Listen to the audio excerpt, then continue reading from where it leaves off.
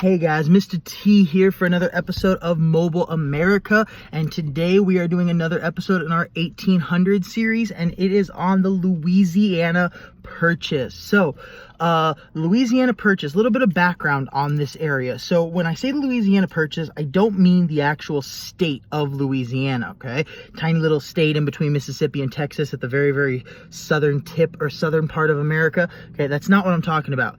Yes, this state is included, but that's not the only state, okay? Louisiana Purchase was a land acquisition, or, we buy land, that was encompassing not just the state of Louisiana all the way down there, but land as far north as Canada. It was this massive purchase. It included state parts of Colorado, the Dakotas, Montana, a tiny sliver of Minnesota, Arkansas, parts of Iowa, Kansas, Nebraska. It was massive. It literally doubled the size of the United States, okay? So now that you have a little background on Louisiana, or the size of the area of Louisiana, okay, let's talk about the history of it. So in the War of 18, or not the War of 18, sorry, the 7-Year War. We Americans call it the French and Indian War, okay?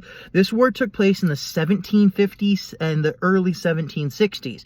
Us, Britain, and then Spain ended up winning that war, okay? And then that's very, very simplified. I'm not going to get into the overarching details. But after winning this war, what we know as of the Louisiana Purchase, that territory was owned by France, okay? It got the name from King Louis, which there was like 18 of them in French history, okay? And it was called New France, okay? Well, after this war was over, King Louis the 15th was like, hey, Spain, okay? You want this territory, trying to end the war with Spain. The King of Spain, Charles III, is like, sure. So France sold this land to Spain. It was part of a treaty, okay? So that territory became Spanish, okay? After we won our revolution in the 1783, everything east, so if you're looking at a map, to the right of the Mississippi River was America.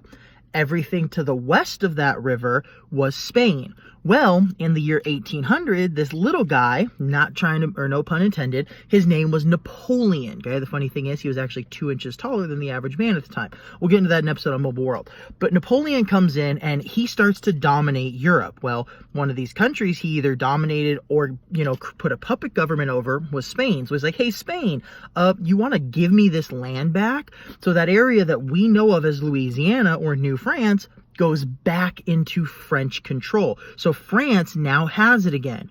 The problem is, 3 years later, when we finally buy it, France is going to war with dozens of other countries. Now, Napoleon wanted to create a massive overseas empire, but he realized his enemies were right on his doorstep over in Europe, not on his doorstep over in North America. So America, us, the United States, were like, hey, Napoleon, you want to sell us this land? And Napoleon, not wanting to police the territory, already losing a couple colonies in the Caribbean and fighting several wars over in Europe, is like, sure, you can have it, because he needed the money. So we buy it from France. Okay? Again, this is area from Louisiana up through Arkansas and Colorado and the Dakotas and Montana, all the way up to Canada. Literally a third of the center part of the United States, or a third of the United States, literally the entire center part of the United States, we bought for $15 million. Now, 15 million sounds like a lot, but let me break it down to you. That's about $20 a square mile. Literally, think of a square mile. It's a massive plot of land. You could build a little mini mansion on a square mile plot of land, and then still have a massive backyard and front yard and so on. We bought that for $20 a square mile. That's how dirt cheap we got this land for. Plus, the other good thing is, the United States literally doubled in size because of this. Thomas Jefferson, who was president at the time, okay, after purchasing it, and that's a whole nother story in and of itself, he then is like, wait a minute, we need to explore our new territory.